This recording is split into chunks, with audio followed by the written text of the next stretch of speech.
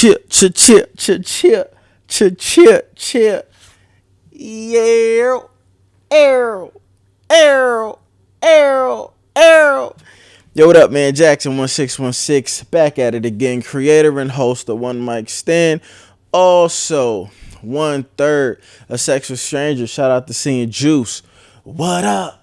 What up? Fuck is popping, man. What's goody?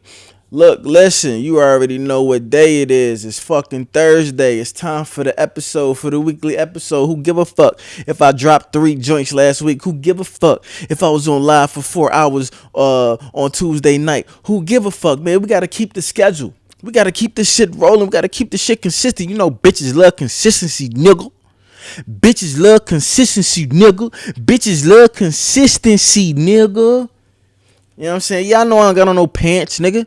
I know, nigga, I don't give a fuck. Nigga, it's been a long motherfucking week, long day, nigga. I took my pants off when I walked in the crib like bitches take their bras off when they walk in the crib, you heard? Look, listen, man. Look, last week was funny. Last week was dope. Last week was informative. Last week was full of knowledge, I feel like. I feel like last week was full of rants and ranting and raving and yelling and screaming, but it was all for a good cause, man. We had some great conversations. We had some great discussions. I feel like that was one of my best episodes. I mean, hopefully y'all feel the same way, but it felt good for me to kind of like circle back around and come back to that topic. You know what I'm saying? And just try to like debunk some of the cultural myths that we seem to still have to this day or whatever, man. But all in all, it was a great week, man. I got a lot of eyes on my content, got a lot of eyes on my page, and just kind of like what I'm about, and you know what I'm saying, what this whole show is about. So I'm thankful and I'm grateful for that content blessing that kind of fell in my lap, and luckily I was able to, you know what I'm saying, make something from it. Luckily we were able to all kind of create something from that one small clip or what have you. But anyway, man, so I'm back this week. I was trying to figure out what I was going to talk about tonight, and I was scrolling through some of my old pictures and some of my old posts, and somebody had asked me something the other day that sparked a really, really good topic, in my opinion. And I was talking to somebody about how, like, a lot of people in dating, right, don't ask good questions. Women especially, and I know y'all feel like I pick on women or I, you know what I'm saying, bash women, and that's not what it is. It's just that because I'm not gay, right? Because I do only fucks with the bitches. You know what I'm saying? Like that's where all of my experience lies. Like my experience is in speaking to women and talking to women and dating women and just having conversations with women, being on speaking platforms such as like podcasts and shit like that with women, when talking about dating and talking about sex and talking about, you know what I'm saying, just our interactions and the man to woman dynamic, right? So that's really all I can really speak on, because that's the only thing that I have experience in. And within my experience, a lot of the time I feel as if the when you're talking about men and women in dating and the getting to know you phase, and to, you know, whether it's just approaching, whether it's starting a conversation, whether it's trying to drive the conversation, most of the time in my experience, men are more groomed to be that aggressor. That's all that we've heard our whole lives, is like men are supposed to approach, men are supposed to court, men are supposed to take them out and do this and entertain and be funny and be charismatic and be intelligent and portray all of this and put everything like this out on the table, right? Now, I'm not a woman, so I don't know what women were taught, but in my experience in dealing with and conversing with women and dating women, it's like the getting to know you part seems to be very, very one-sided a lot of the time. And what that does, in my opinion, is it not only strengthens men's abilities to, you know what I'm saying, be super conversational, be super charismatic, be super funny, be super witty, be able to think on their feet at the drop of a dime. You know what I'm saying? Be able to kind of like roll with the punches and shit like that, because we always have to be on our toes in order to kind of stay ahead of the game, in order to succeed in this whole courting, dating, fucking, marrying, whatever your goal is. You know what I'm saying? Niggas got to be on top of their shit in order to get what it is that they want, whatever that it might be, right? But more often, but the woman though, not saying that the women don't have to be on their toes, not saying that women don't have to be aware of certain things and not be super naive and all of those things, but women most of the time, in my opinion, it's not a necessity for a woman to know how to entertain. It's not a necessity for a woman to know how to drive a conversation. It's not a necessity for a woman to be hilarious. It's not a necessity for a woman to be charismatic. It's not a necessity. Not saying that it doesn't exist. Not saying that it's not a whole bunch of women out here who aren't all of those things. What I'm saying is, in the dating world, it's not a necessity for a woman to deliver every single one of those things on the table as soon as possible in order to impress the man, in order to, and not even impress, leave an impression. Leave an impression is what I should say. Not to impress, but to leave an impression. You know what I'm saying? Like, how many times, and fellas, how many times have you been out on a date with a woman and all you left the date being impressed by was how the woman looked? That's fucking trash. But you remember, not saying, I mean, and she could be super bad, and that's cool for what it's worth. But it's way more lit, way more dope to leave a date or first date with a woman being impressed by how she looks, being impressed how dope her personality is, being impressed how charismatic she was, being impressed on how bubbly she might have been, being impressed as to just how cool she was just overall as a person, how witty she was, how she understood your jokes, how to, like, you know what I'm saying, how she was able to not only hold a conversation, but carry a conversation, drive a conversation, think outside of the box.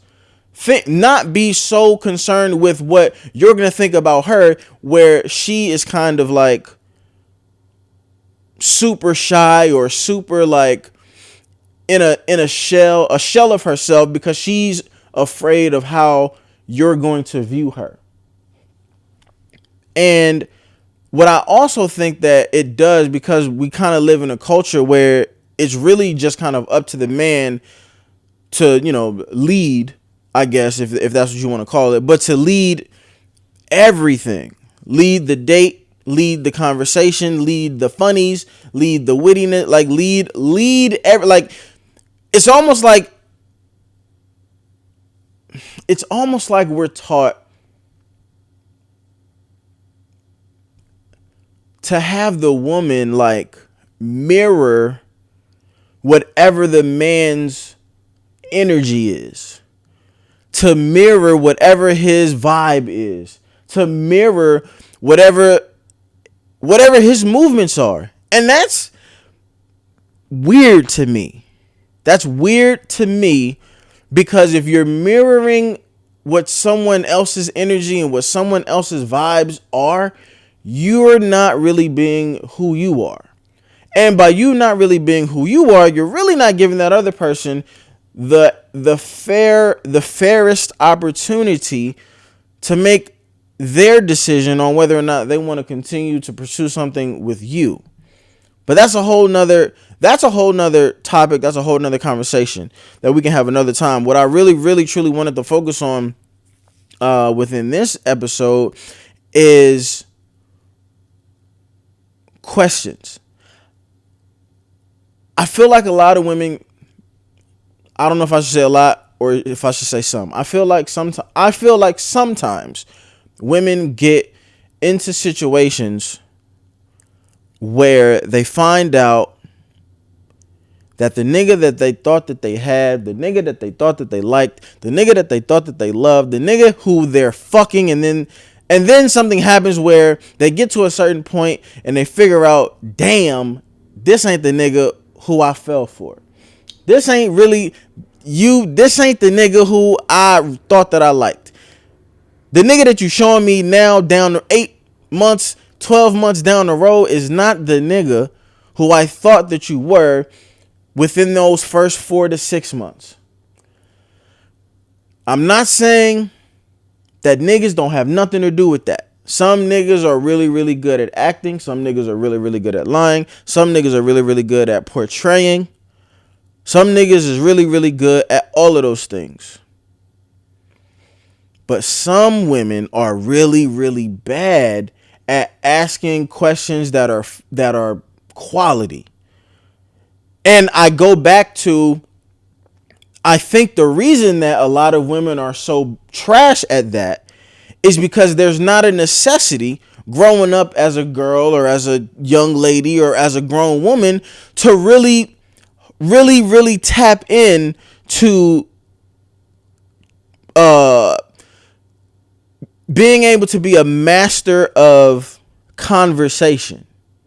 You might be like, I'm assuming, because I'm not a lady, but I'm assuming that women, in my experience, they're not really masters of conversation itself, but they're masters of rebuttals. They're amazing counterpunchers. Amazing. They're amazing counterpunchers. They're amazing at allowing someone else to start or spark or drive or carry a conversation, but they're masters at filling in the blanks. They're masters at the nuance. They're masters at the poking holes in your conversation. But at the end of the day, it's still your conversation, not theirs. But they're a part of it. And I'm not, and don't get me wrong, this isn't me saying, I'm not even really saying that men are better at the conversations themselves, but I'm saying that men are more comfortable out of necessity of having to try and lead a conversation, even if the conversation is shitty, even if the conversation is trash, right? So I hope that makes sense.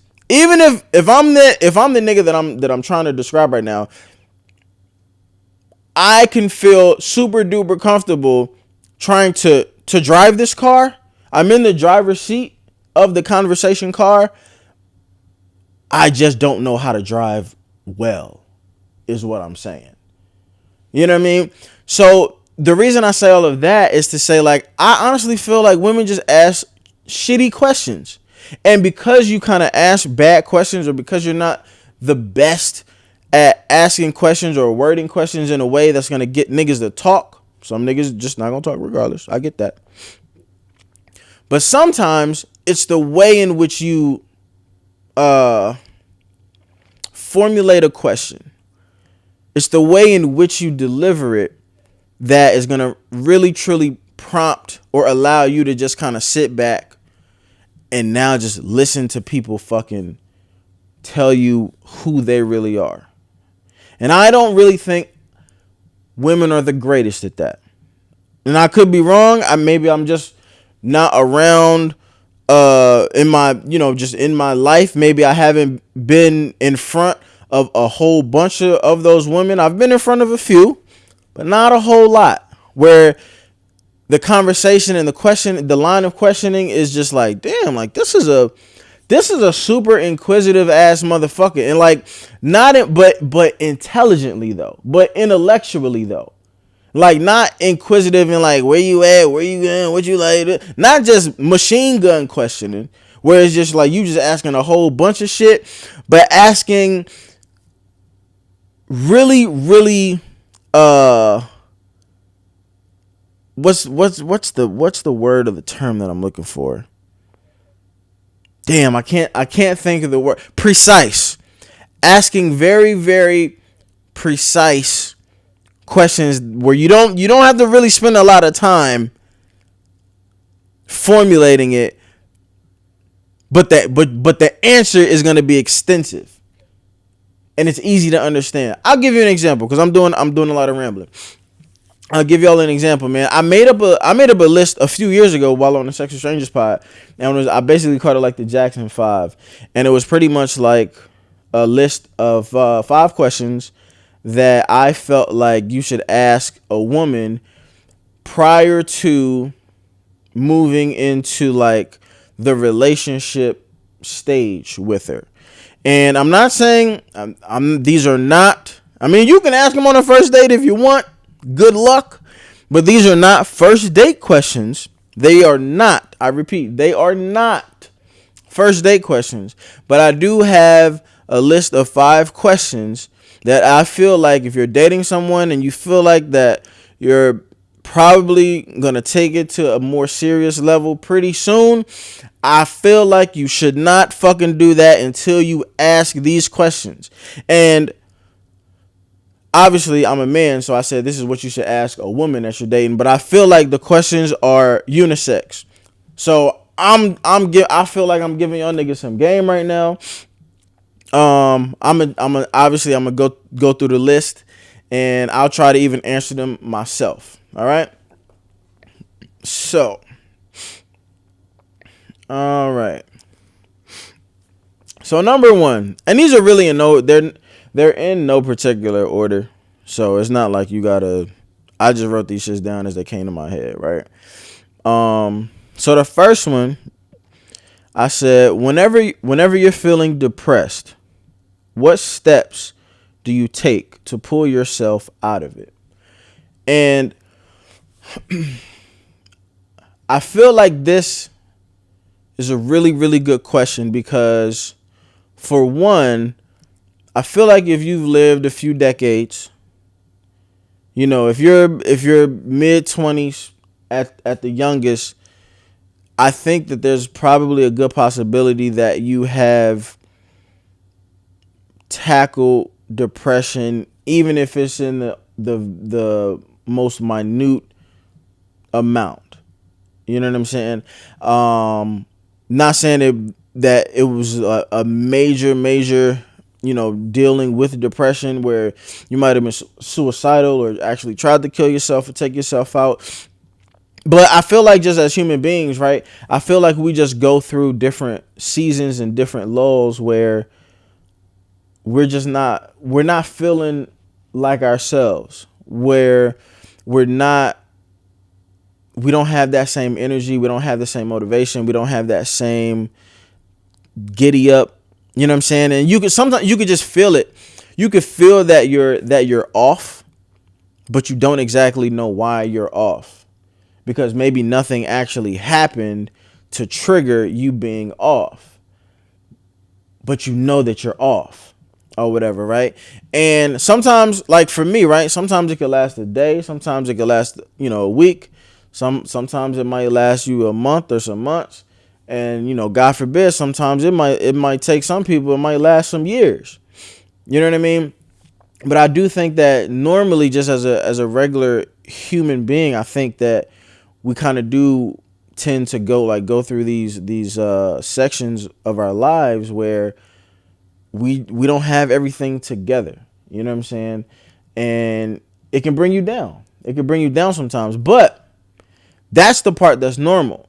But I feel like the reason that this question is a good question is because I think it will force the person who's answering it. I think that it will force them to, for one, it would force them to think back on a time and reflect and self-assess a time when they weren't feeling like themselves. So that's number 1. It'll actually make them go back and really think about it. And think about when they were feeling like that. Think about what was going on in their lives around that time that probably or possibly made them feel like that. Then think about, damn, like, well, how long was I in my funk? And then, so all of that right there, just in that short moment, in my opinion, is accountability. Because now you're looking yourself in the mirror in retrospect, trying to figure out, okay, what the fuck was going on in my life at this particular time? I actually have to sit down and fucking think about the shit. And then, how did I come out of that? You know what I'm saying? Did I lay in one spot for a month straight? Did I completely shut down? Did I go out and seek help? Did I just talk to friends? Did I not talk to nobody? And that's important too, because now you're figuring out who's important to this person.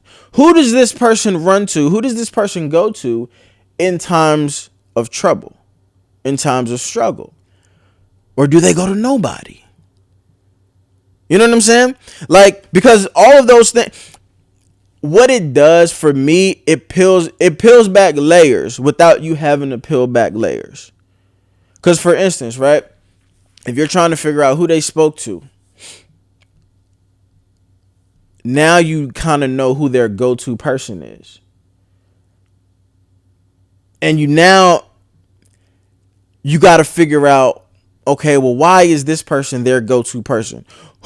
How is the person who is their go-to person? Who is this motherfucker getting their life advice from? I think that says a lot about a person. You know what I'm saying? Like, that says a lot about somebody. Are you getting your life advice from somebody who is just as dysfunctional as you? Just as all over the place as you? If you're all over the place, you're dysfunctional. I'm not saying that you are. But I'm just saying, because some people do that. Some people bounce shit off of their peers, their friends, but their friends aren't really in a better situation than they are to really offer sound advice. You know what I'm saying? So do you got like an OG? Do you have like a uncle or aunt or your moms or your grandparents, like somebody with more wisdom? Or like I said, do you just keep all of your shit to yourself? And I'm not saying that one is better than the other, but what I'm saying is it opens the door and it opens your eyes as to how this person is going to potentially deal with things that are struggles for them. And then two, like, was it friends? Was it family? Did you seek out therapy? Did you go to a doctor? Did you get on meds? Did you go to the gym? Did you think of creative ways to try to take your mind off of it? Did you eat? Did you have sex through? Like, how did you heal from your depression? And how confident are you that you'll be able to pull yourself up out of a situation like that if it were to happen again? If it were to happen again when I'm with you, basically. Right? All right, so let's go to the next one. Number 2.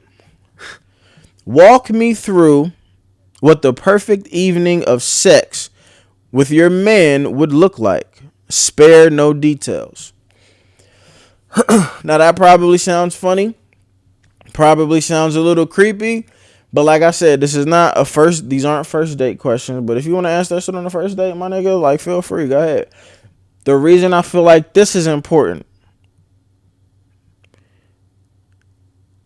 it puts everything on all of these are open-ended. So none of my input is needed.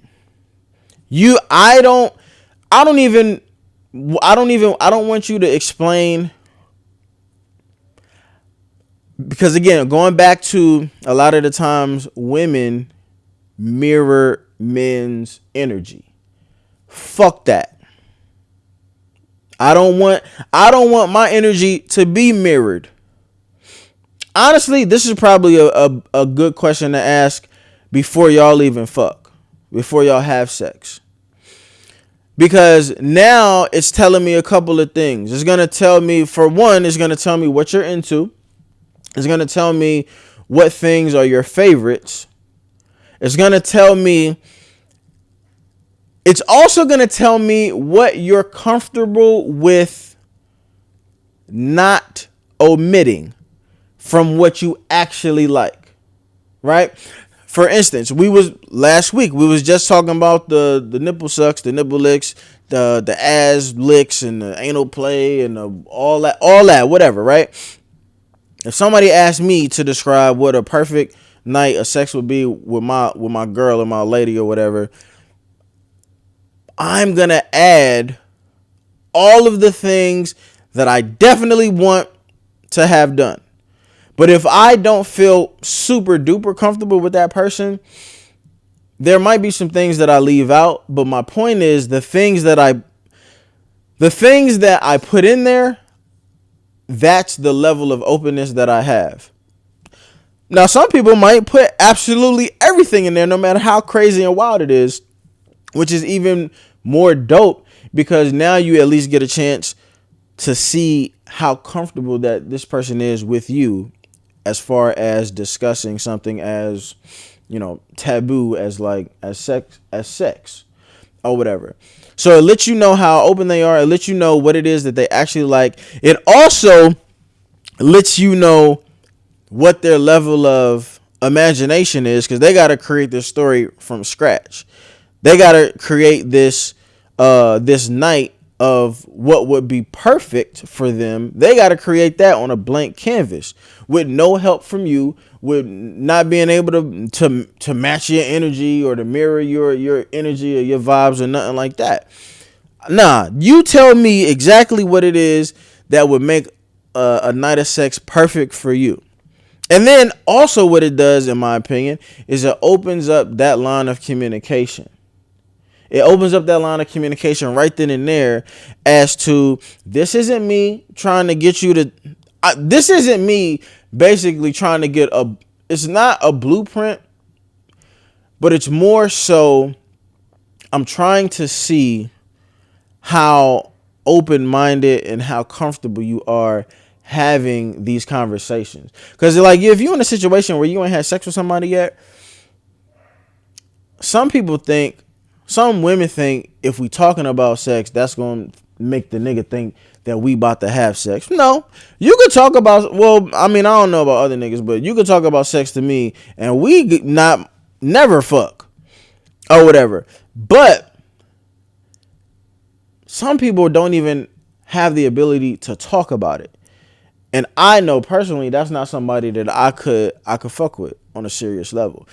If you can't even talk about the shit, how the fuck you gonna do the shit?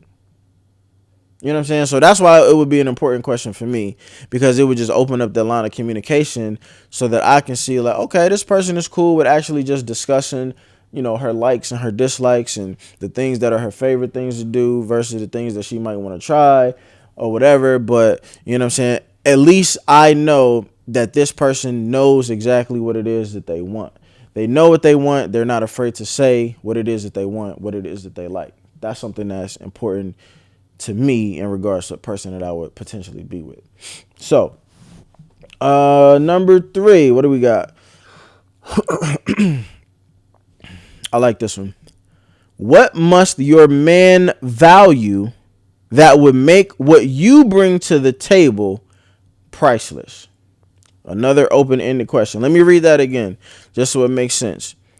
What must your man value that would make what you bring to the table priceless? What I mean by that, everybody loves to have this what I bring to the table talk. Everybody loves to have that discussion. Everybody loves to take the few seconds out, take the time out to kind of pat themselves on the back, speaking about what it is that they offer, what it is that they bring to the table, right? But I want to know, if I'm sitting across the table from a woman, right? It lets me know, if I'm asking her that question, what I'm really saying is, I want you to know that just because you value certain things, that doesn't necessarily mean that I'll value them the same way that you value them. So just because they're valuable to you doesn't mean that they're valuable to me. Right?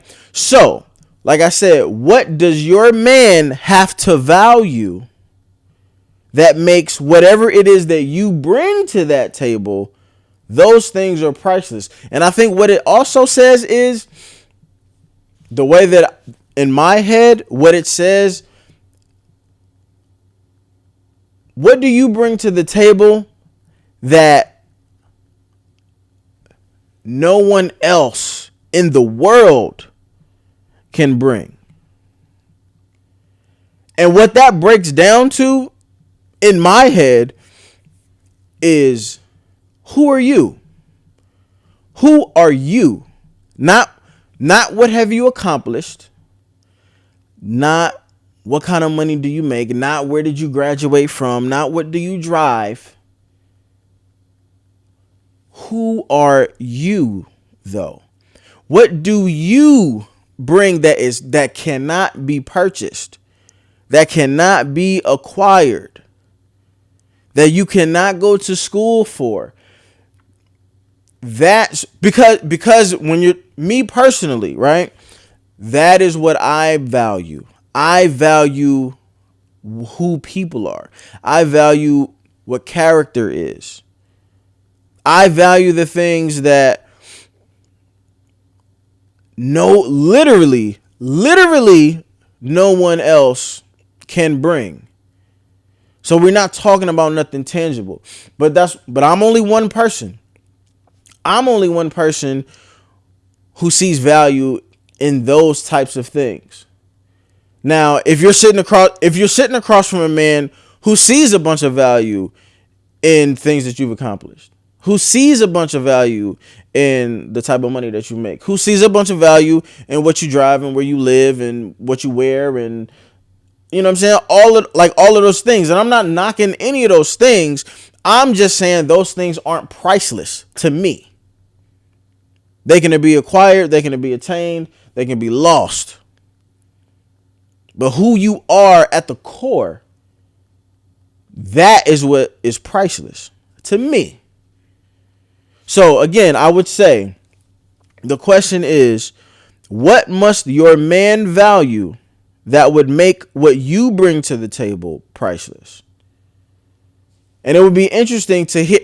I think that question is interesting because what it's gonna make that other person basically say is what they value.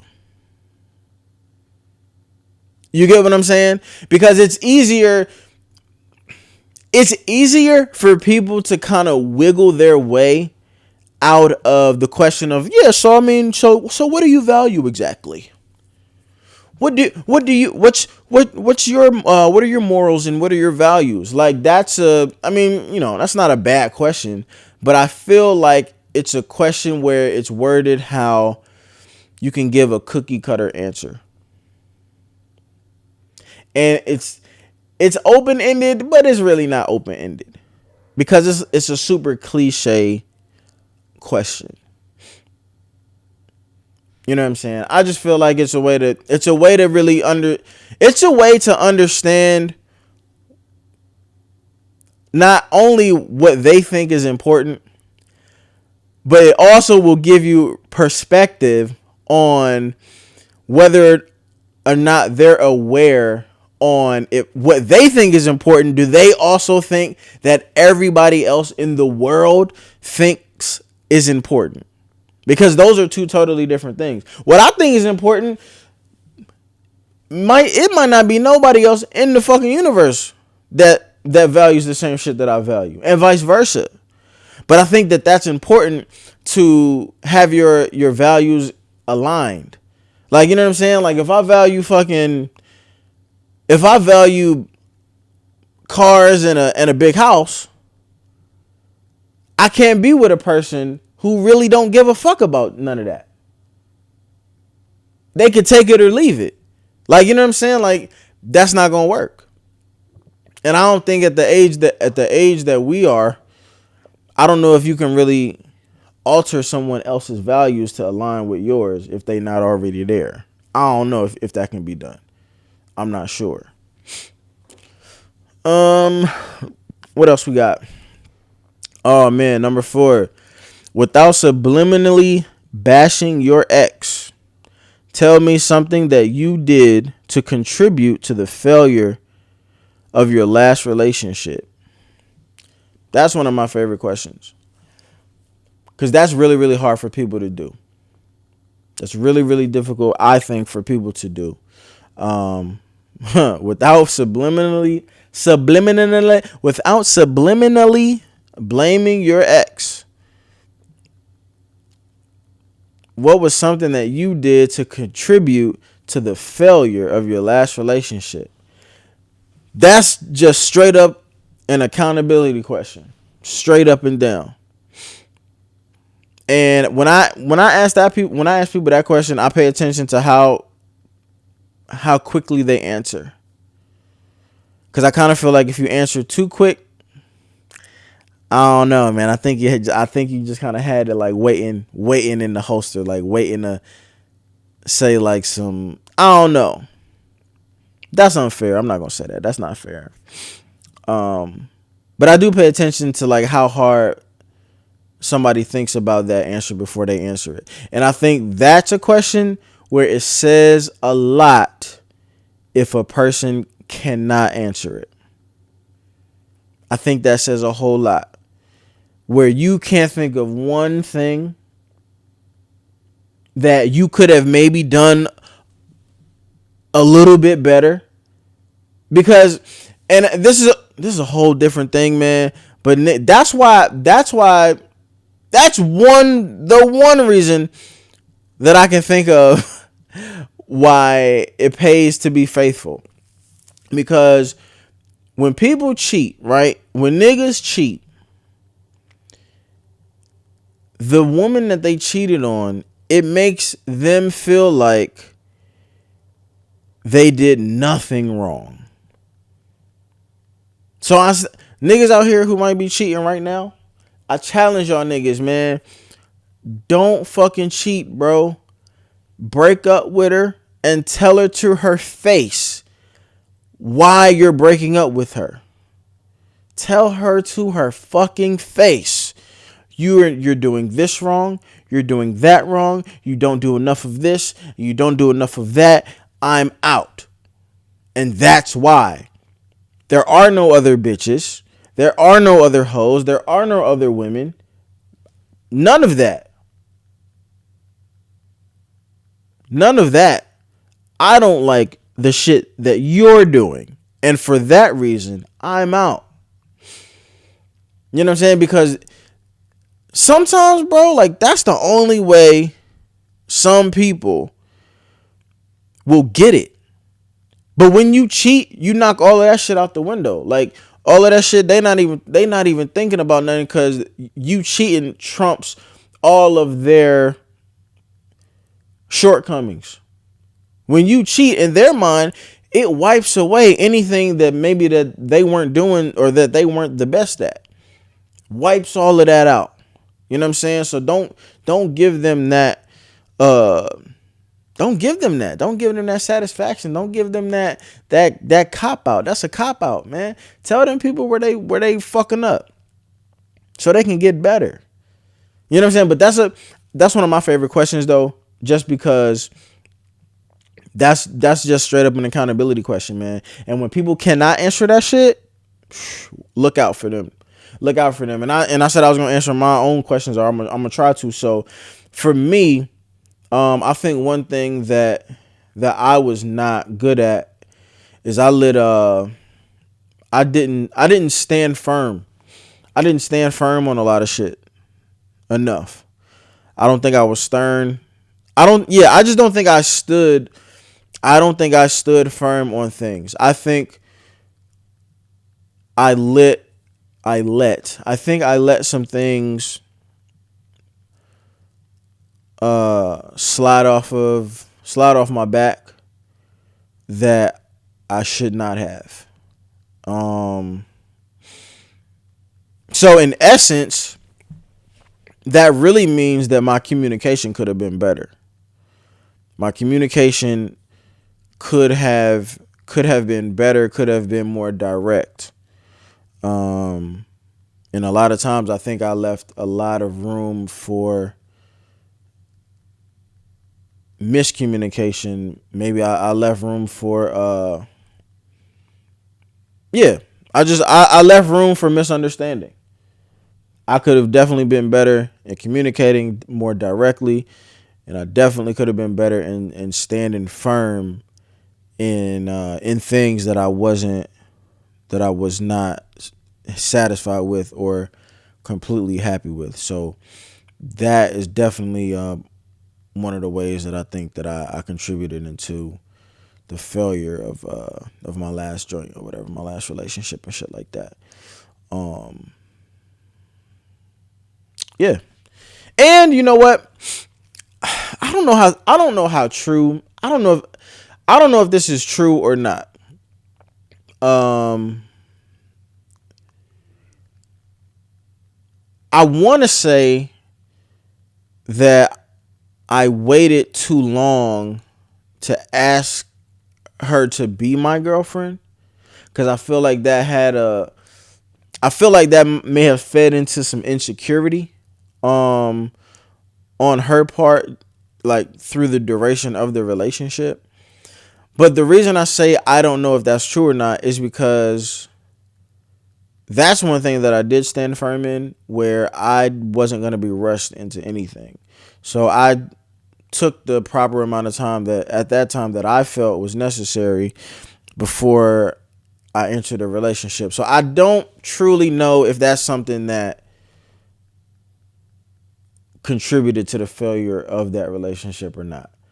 Because if I would have done it different and would have gone into the relationship sooner, that would have been something that I really didn't want to do. So I don't know how I feel about that answer.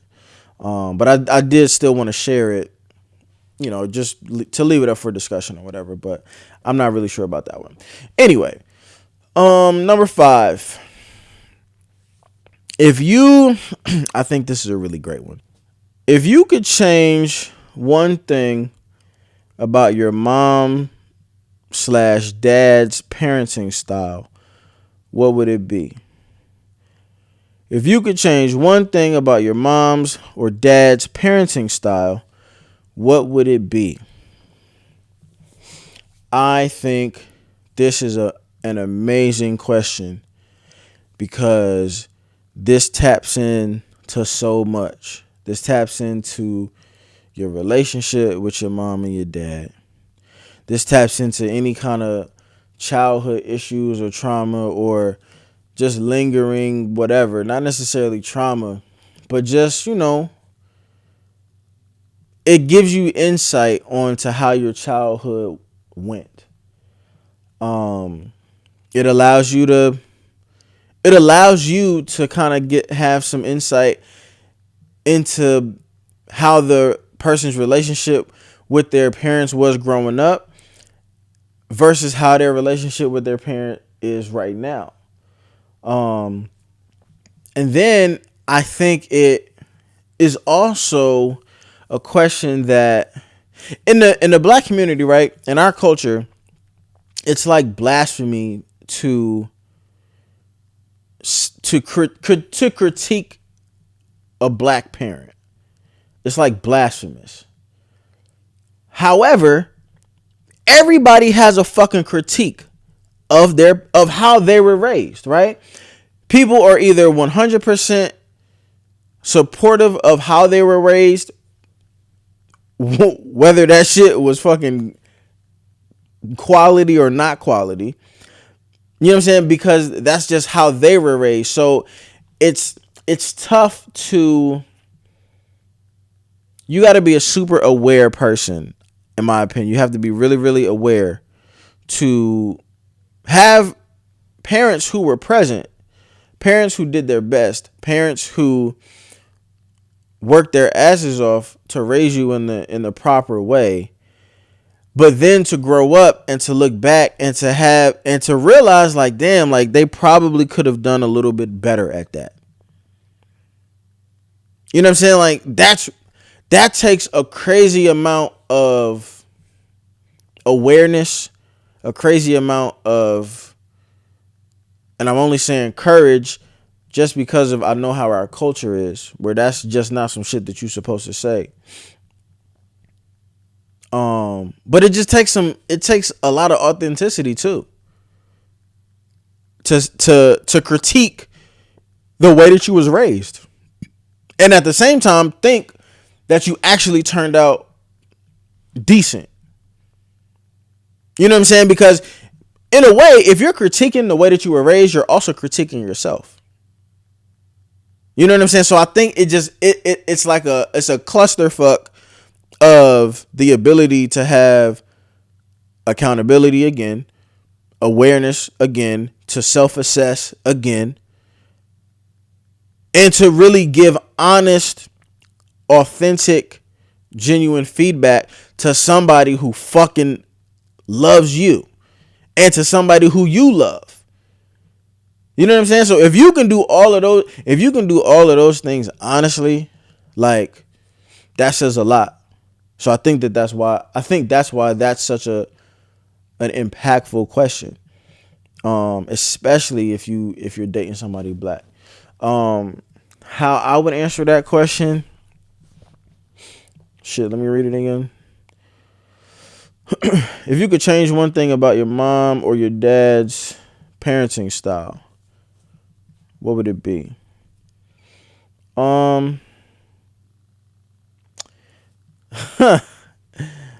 Man, what would I change? I'm trying to think, man. I really honestly do think my parents was like really good, man. They was always on the same page. I think their morals and their values, as far as like what was important and what they were trying to teach me, I felt like they were always in sync. My mom was like super,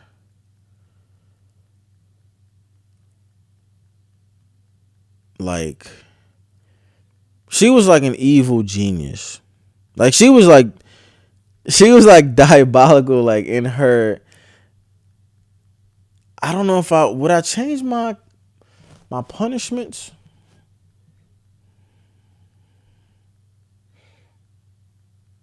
You know what? I'm lying. I think what I would change, looking back. Okay, looking back, that's a tough question. Looking back, I think that I would take my mom's sarcasm out of her parenting style. And I know that's saying that's probably asking for a lot. But I do remember and my mom was a teacher. And I can only imagine how difficult it is as a teacher, being a teacher and a parent at the same time, because you're literally dealing with children all day. You know what I'm saying? Your day starts with kids, your own kid, then the middle of your day is filled with other people's kids, and then the end of your day is back with your kid, right? So I feel like, not all the time, but I do feel like my mom could be very, like, sarcastic and condescending. And I don't know if it was because it was just her being an adult to a kid, or if it was her being an adult all fucking day and then still having to come home and still be an adult to a kid. You know what I'm saying? So but the way that it can make a kid feel, like, I felt sometimes where I felt like I caught, like, the frustrations of the job sometimes. And I'm sure that my mom, she's on a Patreon or whatever. So I'm sure that you'll have your thoughts. You can, if you want to come on the live, and we could talk about it or whatever, you know what I'm saying? Obviously we could do that. But and you can tell me if I'm right or if I'm wrong in that assumption, because this is an assumption, because it wasn't anything that we ever spoke about like when I was a child or nothing like that. Um, but I just remembering or looking back though, I do feel like there were some days, sometimes where I feel like I may have caught like the energy of like a bad day that you may have had like at school or something like that. And maybe sometimes you might have gone a little bit overboard. Not with like the whoopings or nothing like that, but like with some of the evil genius, you know what I'm saying, the infamous punishments and shit like that. Um but what I will say though is my mom and I had a I don't know if it was a different relationship or a weird one or just a super amazing, like I don't know because I can't really compare it to nothing else. But I do remember after there were several times where she would actually come back and sit down and have a conversation with me as to, why this was the punishment or why this was the consequence, or if she even felt like she was taking a day out on me or taking something out on me. There were several times where she would come back and kind of like, you know what I'm saying, apologize for it or whatever. So that I really appreciate it. Just because it made me feel like a person as opposed to just a child. Like, you know what I'm saying? Because I do feel like also in the black community, like culturally, like kids are kind of told to just like shut the fuck up and just exist, but don't exist too much. Exist, but only exist in this small little space. Because at the end of the day, you're a fucking kid. You know what I'm saying? But in reality, it's like that's a person. Like that's a person, that's a human being, that's a someone who, whatever it is that you're doing to that child, good or bad, is gonna stay with them for fucking ever. You know what I'm saying? So I think like that's somebody that you probably need to be having some conversations with. That's somebody who needs a level of understanding, probably even more so than adults, because they're just doing whatever it is that you say, but they may not know why. So I think that it's important to like instill like the why, even though it's a sin in black culture for a kid to ask why. But sometimes I feel like it's needed because it can go a long way when they're no longer a child. But damn, that's a tough question. That's a tough question even for me, because like I said, it feels like blasphemy when you're critiquing the person who raised you, because you want to be grateful and you want to be thankful and you want to be, humble about it, because being an adult now, like you look back and you have no idea what your parents, went through or had to do in order to, in order to feed you, in order to house you, in order to clothe you, in order to just in order to love you. Yeah, you have no idea how hard it may have been. I can't imagine having a child right now at my age. You know what I'm saying? I can't imagine that shit. That shit crazy. It's a struggle just to take care of yourself a lot of the times. You know what I mean? So, but yeah, man. I do feel like it shouldn't be blasphemous. It should always be respectful. But I feel like there should be a space where even those conversations should be welcome, to where you can, you as the child in the relationship, still being an adult, can come back to the table with your parents, sit down and have an adult conversation about who they raised. You know what I'm saying? But speak about it in an adult fashion, because because niggas is grown or whatever now. So and then last one, man, I know that was my 5, but an honorable mention is always how do you finish your dick sucks? You spit, you swallow, or you take it on your face like a champ. Yo, the only reason I add that is because I asked the girl that shit one time, and we was already fucking. And I asked the girl that question because I wanted to know, like, cause she had sucked my dick like twice or whatever, but the two times that she sucked it, it led to sex. She didn't like suck it to completion. So I just asked her, I was like, yo, so like how you finish your dick sucks off? Like, do you like spit the nut out? Do you just like take it down the hatch? Or do you like, you know what I'm saying? Are you into like facials and shit like that? I literally said, or do you wear it on your face like a champ though? Like I thought that was hilarious. Clearly she didn't. And like she like spazzed out, and I feel like if you ask a woman that and she spaz out and she like don't talk to you for a few days, like, yeah, we was never gonna work anyway. Look, man, I'm out, man. Let's talk about this shit on live on Tuesday, man. We out here.